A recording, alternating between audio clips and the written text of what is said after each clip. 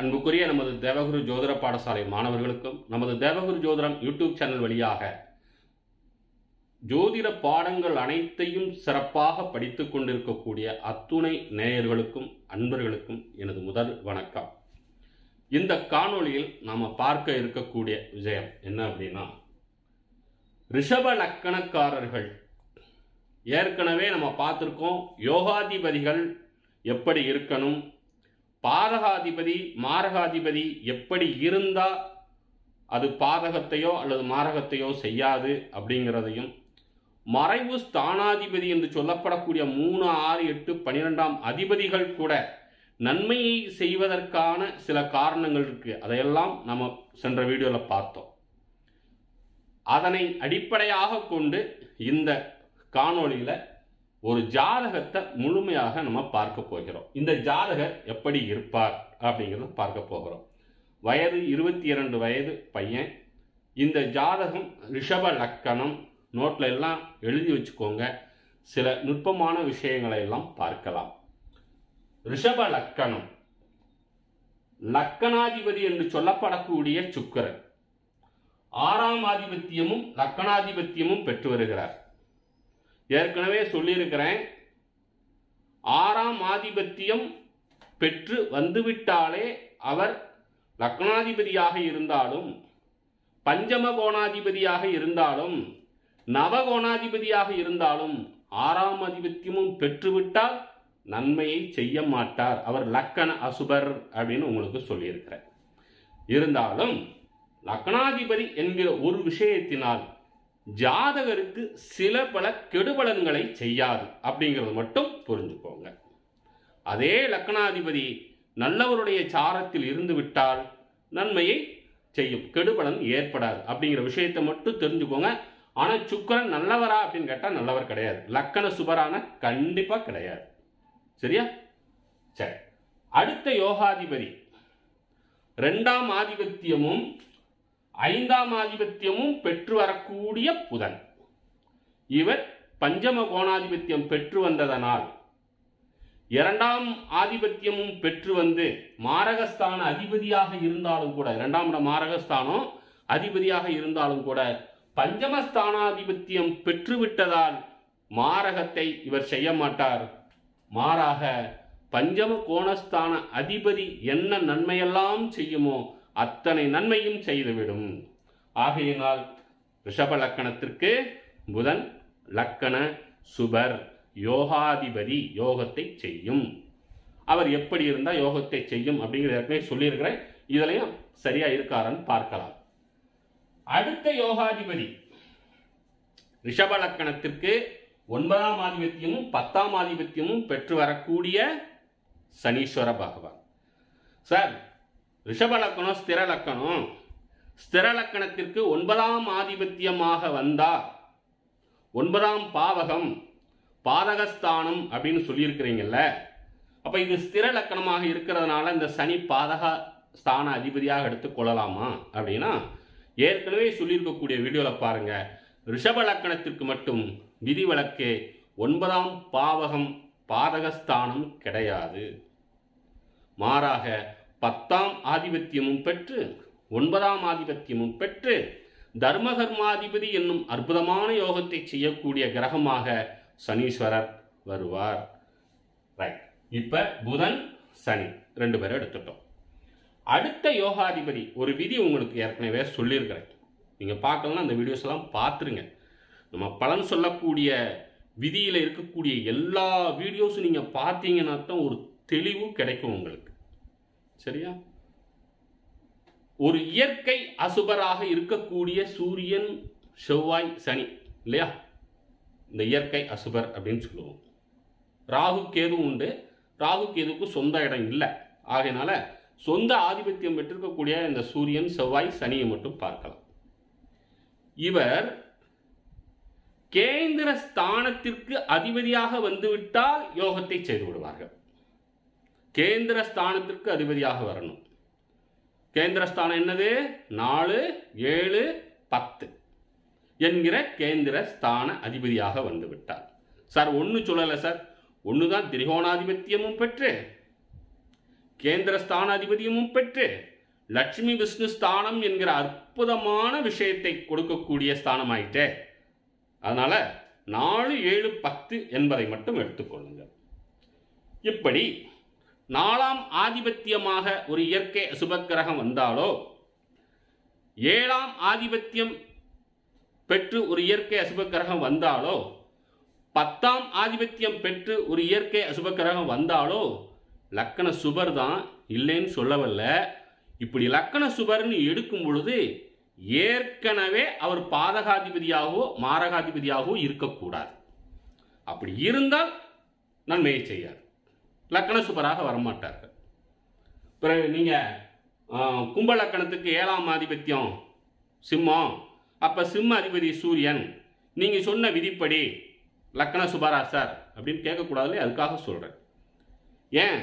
கும்பலக்கணத்துக்கு 7ஆம் அதிபதி சூரியன், 7 மாரகஸ்தானம்.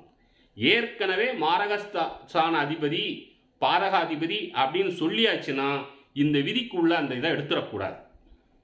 சரியா? அப்போ அந்த வகையில் ரிஷப லக்கணத்திற்கு 4ஆம் இடம் சூரியன் சிம்ம அதிபதியாக வருகிறார். 4ஆம் இடத்து அதிபதி. இப்போ இந்த 4 என்கிற கேந்திர ஸ்தான அதிபதியாக இந்த சூரியன் வந்ததனால் இயற்கை அசுபராக வரக்கூடிய சூரியன் ரிஷப லக்கணத்திற்கு லக்கண சுபராக மாறிவிடுவார். இதை தெளிவாக தெரிஞ்சுக்கோங்க. எந்த புத்தகத்திலையும் சொல்லப்பட்டிருக்காது. இதெல்லாம் முக்கியமான ரகசியமான விஷயங்கள். அதெல்லாம் போய் புத்தகத்தில் போய் தேர்ந்தீங்கன்னா கொடுத்துருக்க மாட்டாங்க. சரி, இப்போ ரிஷப லக்கணத்துக்கு இன்னொரு லக்கண சுபர், அதாவது யோகாதிபதி சூரியன். இப்போ யார் யார் இப்போ யோகாதிபதினு எடுத்துக்கோங்க. சூரியன், புதன், சனி. இந்த 3 பேர் தான் யோகாதிபதிகள். இந்த 3 பேர் எப்படி இருக்கிறாங்கன்னு பார்க்கணும். ஏற்கனவே சொல்லியிருந்தாலும் ஒருக்கா ஞாபகப்படுத்திடுறேன்.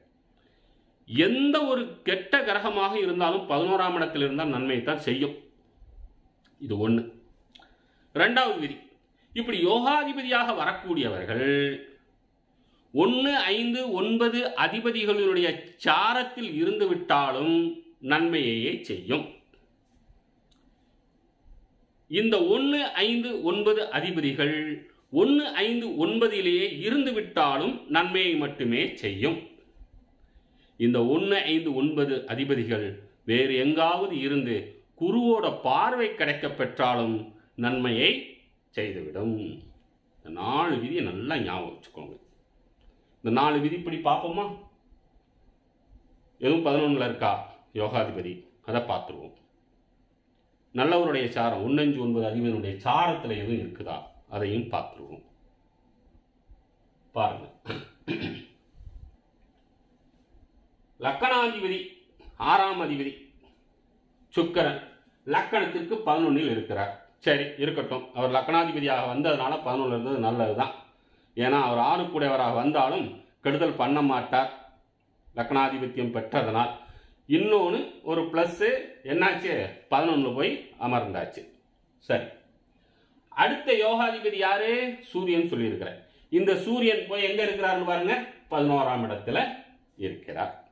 இப்போ 11ஆம் இடத்துல இருந்தாலும் அவர் நன்மையைத்தான் செய்யணும். 11ல் இருக்கக்கூடிய எந்த ஒரு கிரகமும் கெடுபலனை செய்யக்கூடாது என்கிற விதிப்படி. அடுத்து 5ஆம் ஆதிபத்தியம் பெற்று வரக்கூடிய புதன். இந்த 5ஆம் ஆதிபத்தியம் பெற்று வரக்கூடியவரும் 2ஆம் ஆதிபத்தியம் பெற்று வரக்கூடியவருமான புதன் இந்த லக்கணத்துக்கு 10 என்கிற கேந்திரஸ்தானத்தில் இருக்கிறார். நல்லா தெரிஞ்சுக்கோங்க. இயற்கை அசுபராக வரக்கூடிய ஒரு கிரகம் சூரியனோ செவ்வாயோ சனியோ கேந்திரத்தில் இருக்கலாம். இயற்கை சுபக்கிரகம் என்று சொல்லப்படக்கூடிய வளர்பிறை சந்திரன், தனித்த புதன், குரு, சுக்கிரன் இவர்கள் கேந்திரத்தில் இருக்கக்கூடாது. அப்படி இருந்தால் தன்னுடைய காரகத்துவத்தை இழக்கும். புதனுக்குரிய காரகத்துவம் உறவு முறைகளில் தாய் மாமா. அப்போ இந்த புதன் போய் 5ஆம் ஆதிபத்தியம் பெற்று, தாய் மாமாவுக்குரிய பாவகமும் 5, 5ஆம் ஆதிபத்தியம் பெற்று லக்கணத்திற்கு 10ஆம் இடத்திலும் இருந்து இந்த 5ஆம் இடம் தாய்மாமா ஸ்தானத்திற்கு 6ஆம் இடத்திலும் இந்த புதன் அமர்ந்திருக்க தாய்மாமாவிற்கு இந்த ஜாதகரால் நன்மை இல்லை. நல்லதை செய்யாது.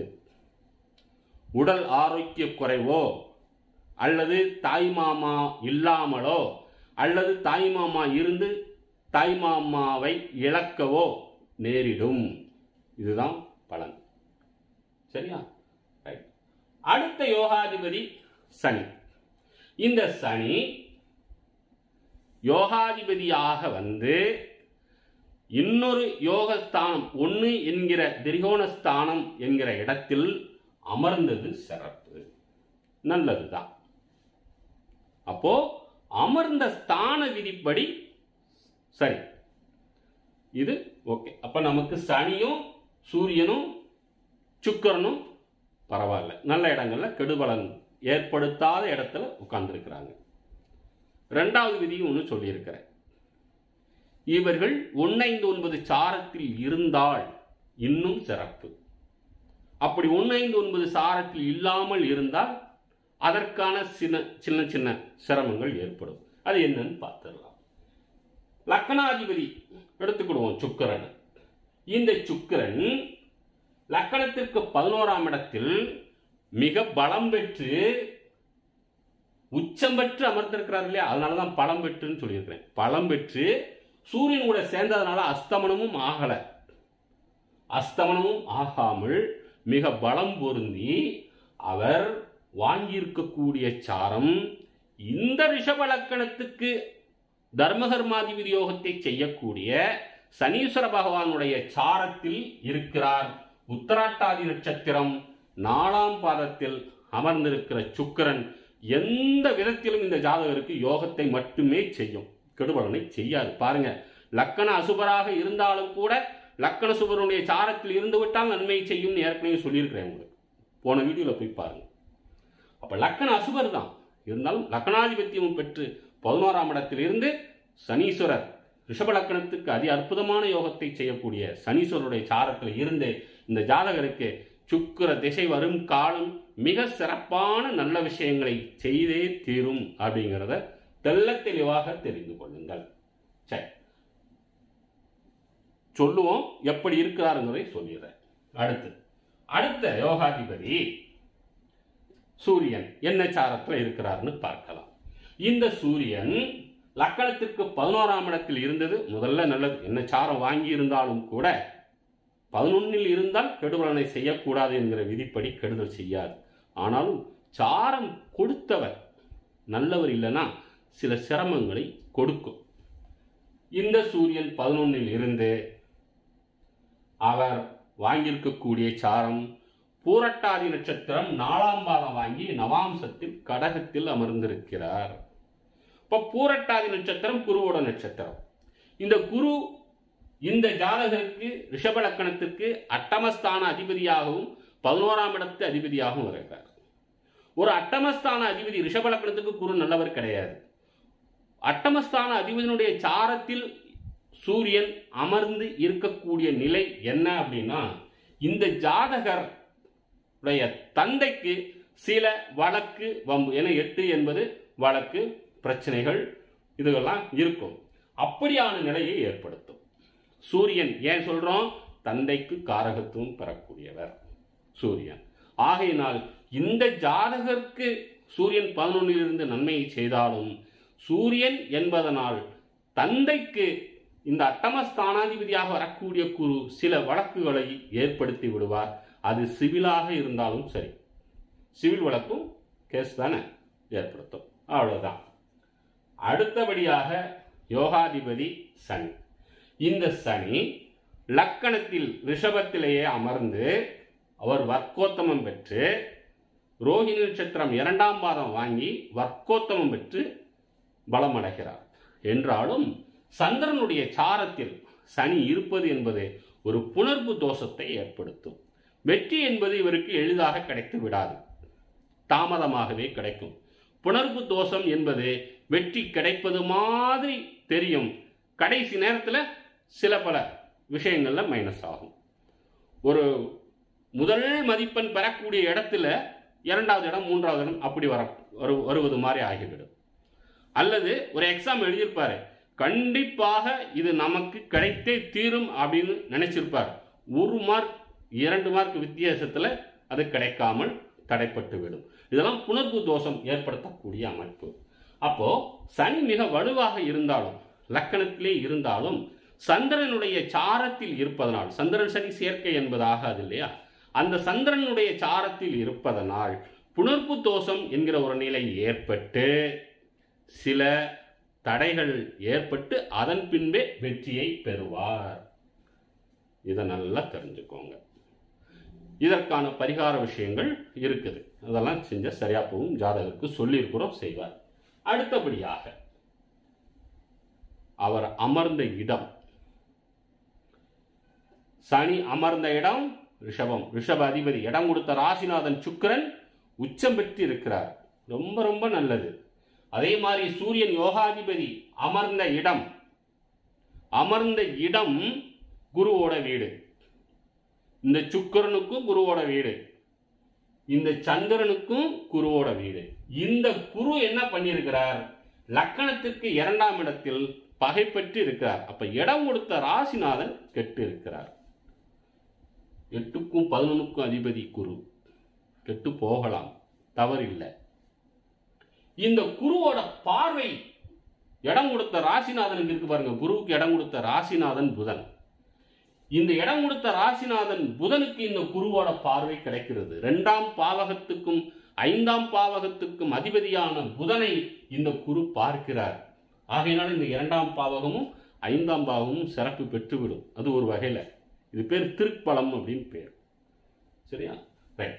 இப்போ சனி, சூரியன், புதன் இந்த 3 யோகாதிபதிகளும் பரவாயில்ல, ஒரு 75% நன்மையை செய்யக்கூடிய நிலையில் தான் இருக்கிறார்கள்.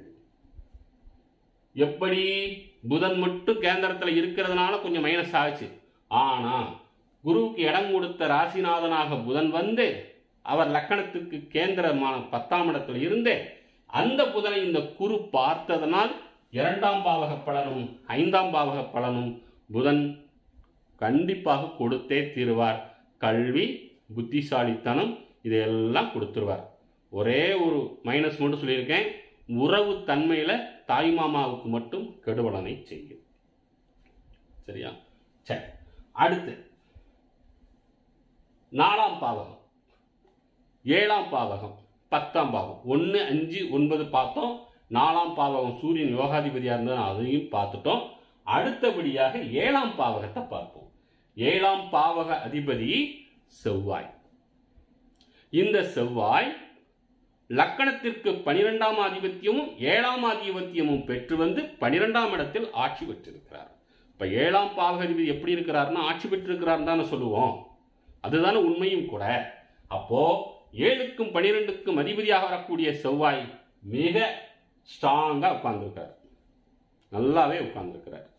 இதே சுக்கிரனுடைய சாரத்தில் பரணி நட்சத்திரம் 1ஆம் பாதம் வாங்கி நவாம்ச சக்கரத்திலும் அதிநட்பு கிரகமான சூரியனுடைய வீடான சிம்மத்தில் மிக பலம் பொருந்தி இருக்கிறார். கலத்தரஸ்தான அதிபதியாகவும் சுகபோக விரயஸ்தான அதிபதியாகவும் வரக்கூடிய செவ்வாய் மிக நல்லாவே இருக்கிறார். ஆகையினால் திருமண வாழ்க்கை என்பது திருமணத்திற்கு பிறகு மிக சிறப்பாகவே இருக்கும் அப்படிங்கிறதையும் தெரிஞ்சுக்கோங்க. அடுத்து 10ஆம் அதிபதி. ஏற்கனவே 9ஆம் அதிபதியை பார்த்தோம். அவரே 10ஆம் அதிபதியாக வருகிறார். ஆக 1, 5, 9, 4, 7, 10 அதிபதிகளை பார்த்துட்டோம். இப்போ 3, 6, 8, 12 அதிபதிகளை பார்த்துருவோம். 3ஆம் ஆதிபத்தியம் பெற்று வரக்கூடிய சந்திரன் வெற்றியை கொடுக்கக்கூடியவர். ஜெயஸ்தானம்னு சொல்லுவோம் இல்லையா? அப்ப ஜெயஸ்தான அதிபதி.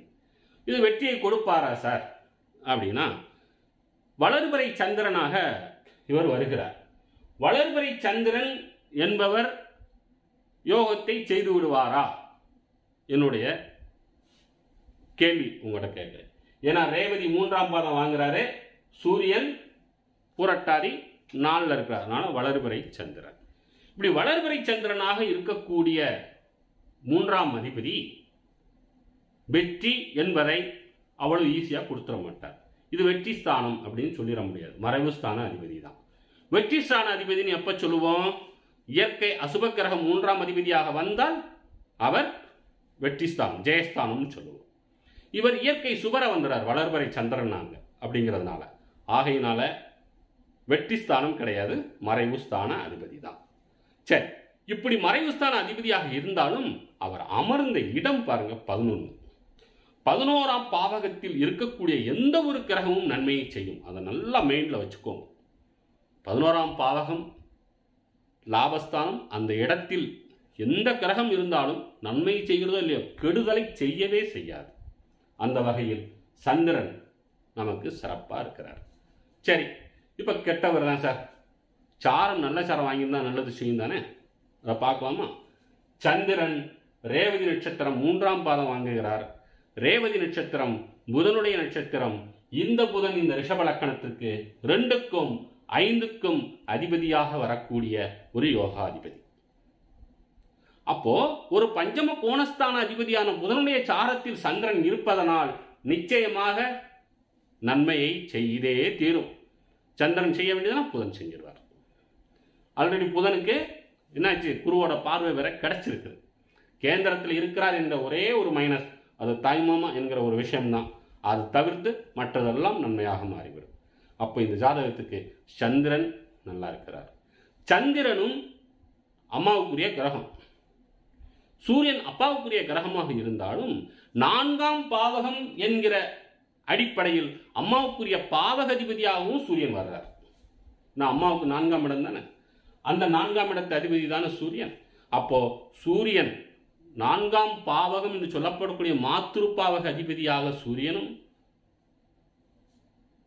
அம்மாவுக்கு காரகத்துவம் பெறக்கூடிய கிரகமாக சந்திரன் அப்படிங்கிற ஒரு கிரகமும் 2 பேரும் சேர்ந்து 11ஆம் இடத்தில் அமர்ந்து இந்த ஜாதகர் அம்மா என்கிற ஒரு விஷயம் மிக அற்புதமான விஷயமாக மாறிவிடும். அம்மா செல்லம், அம்மா பிள்ளை அப்படின்னே சொல்லிடலாம். அம்மா என்ன சொன்னாலும் ஓகே, அம்மா சொன்னா சரிதான், அம்மா மேல அதீத பற்றும் அதிகமான பிரியமும் உள்ள ஜாதகராக இருப்பார். அப்படி பலன் எடுக்கணும். சரி, அடுத்தபடியாக 6ஆம் பாவக அதிபதியாக வரக்கூடிய சுக்கிரன், ஏற்கனவே லக்னாதிபத்தியம் பெற்று வந்தார்னு சொல்லியிருக்கிறோம். 11ஆம் இடத்துல இருக்கிறார். 11ஆம் இடத்துல இருக்கக்கூடிய சுக்கிரன் வாங்கியிருக்கக்கூடிய சாரம் சனியோட சாரம், அவரும் நல்லவருடைய சாரத்தில் வாங்கிட்டார். பாருங்க, 3 கூடையவரை 5 கூடையவன் சாரம், 6 கூடையவன் உத்தராட்டாதி நட்சத்திரம் 4ஆம் பாதத்தில் இருந்து 9 கூடையவருடைய சாரத்தில் உட்கார்ந்துட்டார். கெட்டவங்களாம் இப்படி நல்லவருடைய சாரத்தில் உட்கார்றாரு பாருங்க. அப்போ 3, 6. அடுத்தபடியாக 8ஆம் பாவகம். இந்த 8ஆம் பாவக அதிபதியாக வரக்கூடிய குரு லக்கணத்திற்கு 2ஆம் பாவகத்தில் அமர்ந்து அவர் ராகுவோட சாரத்தில் இருக்கிறார். திருவாதிரை நட்சத்திரம் 2ஆம் பாதம் வாங்கி நவாம்ச சக்கரத்தில் மகரத்தில் நீச்சம் பெற்று அமர்கிறார். இப்படி நீச்சம் பெற்று அமர்ந்திருக்கக்கூடிய ஒரு கிரகம் கெட்டவனாக இருந்ததனால் கெட்டவன் கெட்டிடில் கெட்டிடும் ராஜயோகம் என்று எடுத்துக்கொள்ளலாம். இருந்தாலும் 8ஆம் பாவகம் என்று வரும் பொழுது அவர் பலம் இழக்கக்கூடாது. அதற்கு 3ஆம் பாவகம், 8ஆம் பாவகம், சனி, இந்த 3 பேரையும் ஆய்வு செய்து ஆயுள் பலனை எடுத்துக்கொள்ளலாம். சரியா? ரைட். அப்போ கெட்டவன் கெட்டிடில் கெட்டிடும் ராஜயோகம் அப்படின்னு எடுத்துக்கோங்க. இப்போ 12ஆம் பாவக அதிபதி. 12ஆம் பாவக அதிபதி அயன சயன சுக போக விரயஸ்தான அதிபதி செவ்வாய் 12லேயே ஆட்சி பெற்று அமர்ந்திருக்கிறார். ஏற்கனவே நான் சொல்லியிருப்பேன், ஒருவர் வாழ்க்கையில் மிக சிறப்பாக இருக்கணும்னா 12ஆம் பாவகத்தை குரு பார்க்கணும், அல்லது 12ஆம் பாவக அதிபதி ஆட்சியோ உச்சமோ பெற்றிருக்கணும். அப்படி இருந்தால் சுகபோகமான வாழ்க்கையையும் நல்ல மனைவியையும் பெற்று அவர் மிக சிறப்பாக வாழ்வார் அப்படின்னு. அந்த வகையில் செவ்வாய் 12ஆம் இடத்தில் ஆட்சி பெற்று அவர் வாங்கியிருக்கக்கூடிய சாராதிபதி லக்னாதிபதி சுக்கிரனுடைய சாரத்தில் பரணி நட்சத்திரம் 1ஆம் பாதத்தில் அமர்ந்திருக்கிறார். பார்த்தீங்களா? அதாவது 3 கூடையவர் 5 கூடையவன் சாரம், 3ஆம் பாவக அதிபதி 5ஆம் அதிபதியுடைய சாரம், 6ஆம் அதிபதி சுக்கிரன், 6ஆம் அதிபதி சுக்கிரன் 9 கூடையவனுடைய சாரம், 8ஆம் அதிபதி ஒருத்தர் ராகுவோட சாரம், அது ஒண்ணுதான் சரியில்லை. 12ஆம் அதிபதி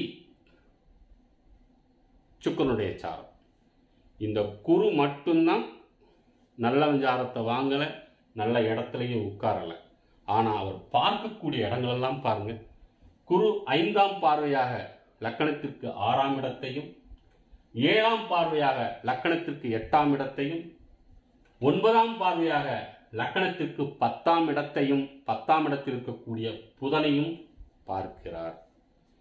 குரு கெட்டவனாக இருந்தாலும், அதாவது லக்கண அசுபராக இருந்தாலும், நீச்சம் பெற்றிருந்தாலும், அஸ்தமனம் பெற்றிருந்தாலும், வக்கரம் பெற்றிருந்தாலும், எந்த வகையில் கெட்டு இருந்தாலும், அவர் யோகாதிபதியாக வந்தாலும் சரி அல்லது லக்கண அசுபராக வந்தாலும் சரி, பார்க்கிற பார்வை மட்டும் சிறப்படைந்துவிடும். பார்க்கிற பார்வைக்கு அவ்வளவு சிறப்பு உண்டு, அதை மறந்துடாதீங்க. சரியா? ஆக குரு பார்க்கக்கூடிய 6ஆம் பாவகம் எதிரி, ருணம், ரோகம் என்பது இல்லாமல் செய்துவிடும். 6ஆம் பாவகத்தை பார்க்கிறதுனால 8ஆம் பாவகத்தை தன் வீடான தனுசுவை குரு 7ஆம் பார்வையாக பார்க்கிறார். அந்த இடம் 8ஆம் இடம் லக்கணத்துக்கு. பார்ப்பதனால் ஆயுள் பாவகம் சிறப்படையும். அடுத்தபடியாக லக்கணத்திற்கு 10ஆம் இடத்தை 9ஆம் பார்வையாக குரு பார்ப்பதனால் 10ஆம் பாவகம் தொழில் பாவகம். அந்த 10ஆம் பாவகத்தில் இருக்கக்கூடிய புதன் 2க்கும் 5க்கும் அதிபதியாக வரக்கூடியவர். ஆக 2ஆம் பாவகமும் 5ஆம் பாவகமும் 10ஆம் பாவகமும் இங்கு சிறப்படைந்துவிடும். எவ்வளவு ஈஸியாக இருக்கு பார்த்தீங்களா? அடுத்து மீதம் இருக்கக்கூடியது 2ம் 11 தான் இல்லையா? இப்போ 2ஆம் பாவகம் 5ஆம் பாவம் ஏற்கனவே பார்த்துட்டோம். 8ஆம் பாவகம் 11ஆம் இடத்து அதிபதியாக வருகிறது, அதையும் பார்த்துட்டோம். அப்போ 12 பாவகத்தையும் இப்போ நம்ம ஆய்வு பண்ணியிருக்கோம் பாருங்க. 12 பாவகத்தையும் 1, 5, 9, 4, 7, 10, 3, 6, 8, 12, 2, 11. சரியா?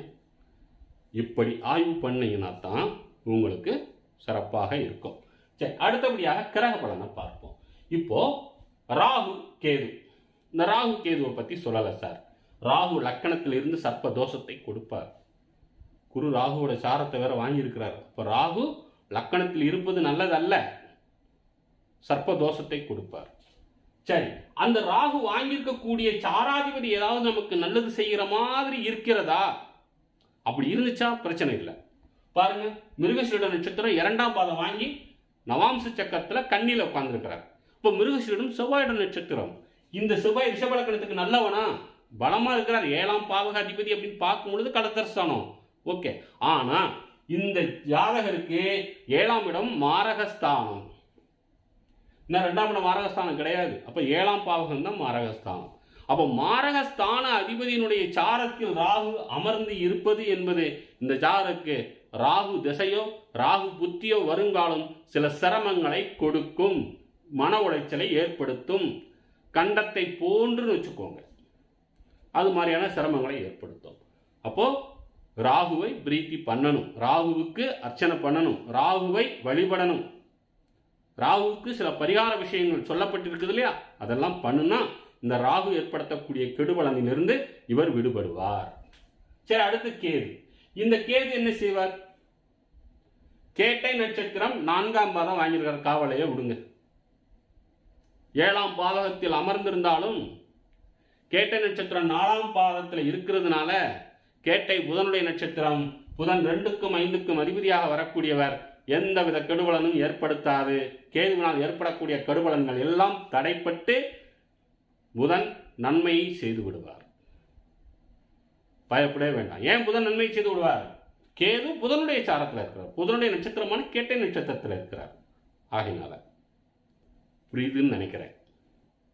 ரொம்ப எளிமையான ஒரு விஷயம். ஜாதகம் பலன் சொல்வது என்பது முறைப்படி நீங்க கத்துக்கிட்டீங்கன்னா ரொம்ப எளிது. முறைப்படி தான் சார் எங்களுக்கு கத்துக்கிட முடியல, அதற்குத்தான் நிறைய ஆசிரியர்களை தேடிட்டு இருக்கோம் அப்படின்னு நினைக்கிறீங்களா? கவலையே பட வேண்டாம். ஏற்கனவே வகுப்பு போயிட்டு இருக்குது, அடுத்த வகுப்புல ஜாயின் பண்ணிக்கலாம். வகுப்பில் சேரணும்னு நினைக்கிறவங்க தொடர்பு கொள்ளுங்க, அதற்கான வழிமுறை சொல்றேன். சரியா? சரி, இப்போ இந்த ஜாதகரை பற்றி நம்ம சொன்னோம். அது எந்த அளவுக்கு உண்மை அப்படிங்கிறதையும் உங்களுக்கு சொல்லிடுறேன். 2 குரு இருந்து ராகுவோட சாரத்தில் இருந்தாலும் 2க்கும் 5க்கும் அதிபதியான புதனை இந்த குரு பார்ப்பதனால் கல்வி மிக சிறந்த கல்வியாக இவருக்கு அமைந்துவிடும் அப்படின்னு சொல்லியிருந்தோம். இவர் டாக்டர் MBBS படித்துக் கொண்டிருக்கிறார். MBBS இன்னைக்கு நல்ல கல்வி இல்லையா? சரி, அடுத்தபடியாக இந்த 2க்கும் 5க்கு அதிபதியான புதன் இந்த 5ஆம் பாவகத்துக்கு 6ஆம் இடத்தில் இருப்பதனால் தாய்மாமா என்கிற ஒரு உறவுல பிரச்சனைகள் ஏற்படும் அப்படின்னு சொன்னோம் இல்லையா? இந்த ஜாதகர் பிறந்த உடனே 1 வருடம் 2 வருடம் வச்சுக்கோங்க. 2002 பிறந்தவர் 2004 இவர் தாய்மாமா 25 வயது அவருக்கு தாய்மாமாவுக்கு விபத்தில் இறந்து விடுகிறார். தெரிஞ்சுக்கோங்க. அடுத்தபடியாக இந்த ஜாதகத்திற்கு 4ஆம் ஆதிபத்தியம் பெற்று வரக்கூடிய அம்மாவுக்குரிய பாவகஸ்தான அதிபதி சூரியன். அம்மாவுக்குரிய பாவகம் 4ஆம் பாவகம். தந்தைக்கு காரகத்துவ சூரியன், ஆனா 4ஆம் பாவகம்னாலே அம்மாவுக்குரிய பாவகம். அந்த 4ஆம் பாவக அதிபதி சூரியன் 11ல் இருக்கிறார். அதே மாதிரி சந்திரனுக்கு அம்மா தான் காரகத்துவம். அந்த சந்திரனும் 11ல் சூரியனும் சந்திரனும் சேர்ந்து 11ஆம் இடத்தில் இருக்க அம்மாவுக்கு செல்லம், அம்மா செல்ல பிள்ளைன்னு வச்சுக்கோங்க. அம்மா என்ன சொன்னாலும் ஓகே, அம்மாவுக்காக என்ன வேணாலும் செய்வார். அப்படிப்பட்ட அமைப்பில் தான் இவர் இருக்கிறார். சரி, அடுத்தபடியாக சூரியன் 11ஆம் இடத்திலும் அப்பாவுக்குரிய கிரகம், சந்திரன் 11ஆம் இடத்திலும் அம்மாவுக்குரிய கிரகம் இருப்பதனால் லக்னாதிபத்தியம் இவர் தானே, லக்னாதிபதினால் இவர் தானே. அப்படிப்பட்ட சுக்கிரனும் 11ஆம் இடத்தில் இருக்க ஒரு குடும்ப பின்னணியில் இவர் மிக சிறப்பாகவே இருப்பார். அம்மா அப்பா ஜாதகர் என்கிற ஒரு வட்டத்திற்கு உள் இதை விட்டு வெளியே போகாம மிக நல்ல எண்ணங்களோடு நல்ல சிந்தனையோடு இவர் இருக்கிறார் அப்படிங்கிறதையும் தெரிஞ்சுக்கோங்க. சரியா? இன்னும் திருமணம் முடியலை, இல்லை 7ஆம் பாவகம் திருமண வாழ்க்கை மிக சிறப்பாக இருக்கும்னு சொல்லியிருக்கிறோம். திருமணம் முடியலை, திருமணம் நல்லபடியாக முடியும்.